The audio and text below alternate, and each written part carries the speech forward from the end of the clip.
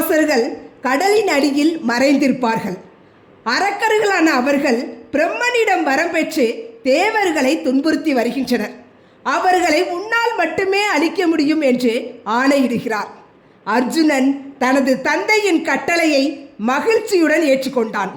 இந்திரன் தனது புகழ்பெற்ற தேரையும் தேவசாரதி மாதலியையும் அர்ஜுனனுக்கு துணையாக அனுப்புகிறார்.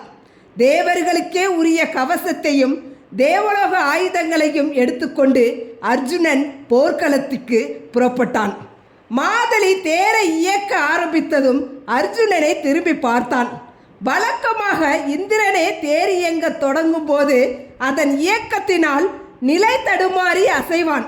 ஆனால் அர்ஜுனனோ பாறை போல உறுதியாக அமர்ந்திருந்தான். அர்ஜுனா, இந்திரனே இந்த தேரில் வரும்போது தேரின் வேகத்திற்கேற்ப நிலை தடுமாறுவதும் பின் சமநிலை பெறுவதுமாக இருப்பான். ஆனால் நீயோ மிக உறுதியாக அமர்ந்திருக்கிறாய். கட்டாயம் நீ ஒரு பெரிய மாவீரன்தான். இப்போது மாதலி தேரை மின்னல் வேகத்தில் செலுத்துகிறான். அவர்கள் தேர் வானில் எழும்பியது. அங்கிருந்த யுவதிகள் அர்ஜுனனை இகழ்ந்தார்கள். தேவர்களாலேயே நிவாத கவசர்களை அழிக்க முடியவில்லையாம். மானிடனான இவன் அழிப்பானா என்று தூற்றுகிறார்கள். ஆனால் அர்ஜுனனின் பலம் அறிந்த சிலர் அவனுக்கு ஆதரவாக பேசுகிறார்கள்.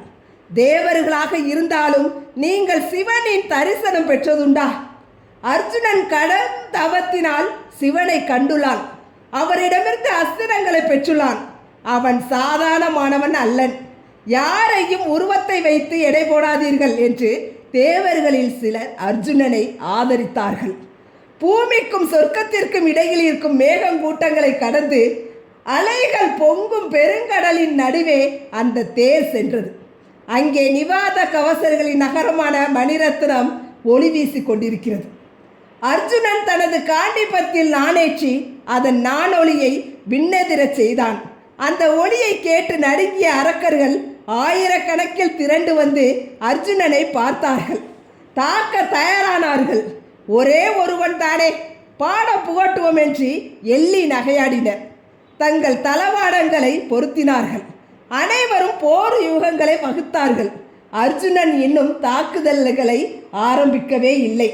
மாதலியிடம் நிவாத கவசர்களை பற்றிய விஷயங்களை விசாரித்து வானில் சஞ்சரித்தபடியே நிவாத கவசர்களின் எண்ணிக்கை, அவர்களின் இருப்பிடத்தின் தன்மை, போர் ஆயுதங்கள் ஆகியவற்றை கணக்கெடுத்து கொண்டிருந்தான்.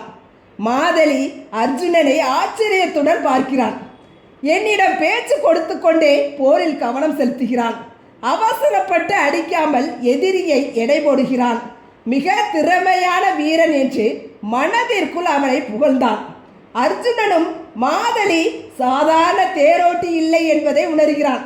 இவர்கள் வானில் சஞ்சரிக்கும் நேரத்திலேயே நிவாத கவச அரக்கர்கள் தாக்குதல்களை தொடங்கினார்கள். ஒரு பெரிய பாறை அவர்கள் தேரை நோக்கி வந்தது. மாதலி விரைவாக தேரை நகர்த்தினார். பாறை விலகி விழுந்தது. தாக்குதல்களை தடுக்க நாம் பெரும் சிரத்தை மேற்கொள்ள தேவையில்லை.